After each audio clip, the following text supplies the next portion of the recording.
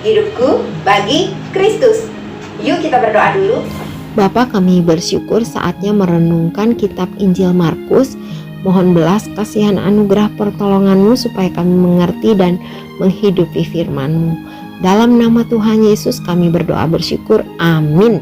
Hai anak-anak, jumpa lagi dalam Renungan Habatus. Yuk kita lanjutkan dari kitab Injil Markus pasal 9 ayat 14 sampai 29. Nanti di rumah dibaca ya semua ayatnya. Saat ini kita baca sama-sama ayat 23. 1, 2, 3.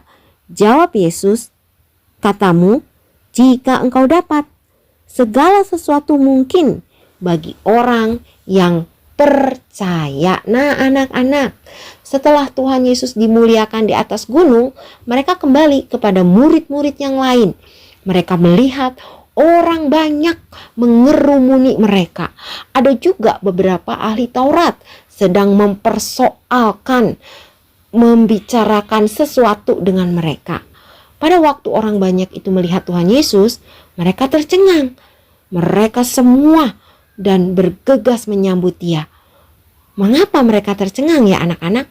Mungkin saja karena kemuliaan Tuhan Yesus masih nampak dan dirasakan juga oleh orang-orang yang ada di situ. Lalu Tuhan Yesus bertanya kepada mereka, apa yang kamu persoalkan dengan mereka? Salah seorang dari orang banyak itu berkata, Guru, anakku ini kubawa kepadamu karena ia kerasukan roh yang membisukan dia. Dan setiap kali roh itu menyerang dia, roh itu membantingkannya ke tanah, lalu mulutnya berbusa, giginya bekertakan, dan tubuhnya menjadi kejang. Aku sudah meminta kepada murid-muridmu supaya mereka mengusir roh itu, tetapi mereka tidak dapat. Anak-anak, anak itu sangat menderita karena roh jahat menguasai tubuhnya.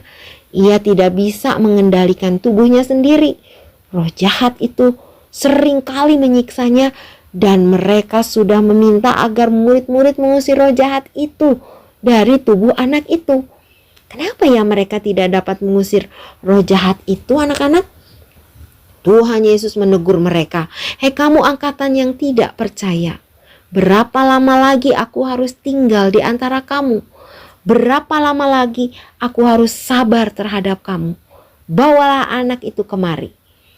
Tuhan Yesus berkata seperti itu karena Tuhan Yesus sudah mengajarkan murid-muridnya dan memberi kuasa kepada mereka agar bisa menyembuhkan orang sakit dan mengusir setan-setan. Tuhan Yesus kecewa dan sedih saat melihat mereka tidak bisa melakukannya. Kemudian anak itu dibawa kepada Tuhan Yesus. Tetapi sewaktu roh itu melihat Tuhan Yesus, roh itu langsung digoncang-goncangkannya sampai ia terpelanting ke tanah dan terguling-guling dan mulutnya berbusa. Tuhan Yesus bertanya kepada ayah anak itu, sudah berapa lama ia mengalami ini?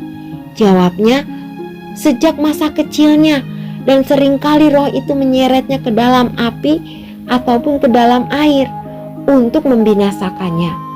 Sebab itu, jika engkau dapat berbuat sesuatu, tolonglah kami dan kasihanilah kami.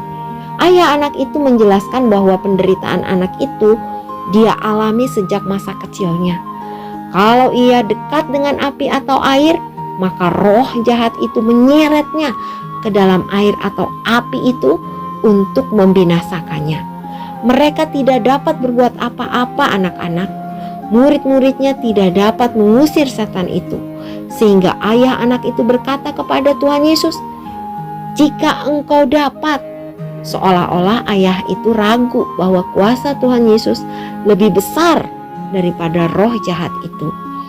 Tuhan Yesus menjawab ayah anak itu, katamu jika engkau dapat. Tidak ada yang mustahil bagi orang yang percaya. Tuhan Yesus ingin ia percaya dengan segenap hatinya dan mengatakan bahwa tidak ada yang mustahil kalau ia percaya kepada Tuhan Yesus. Ayah itu berkata dengan segera, "Aku percaya, tolonglah aku yang tidak percaya ini." Ayah anak itu mengatakan bahwa dirinya adalah orang yang tidak percaya. Tetapi setelah mendengar perkataan Tuhan Yesus, ia ingin menjadi percaya.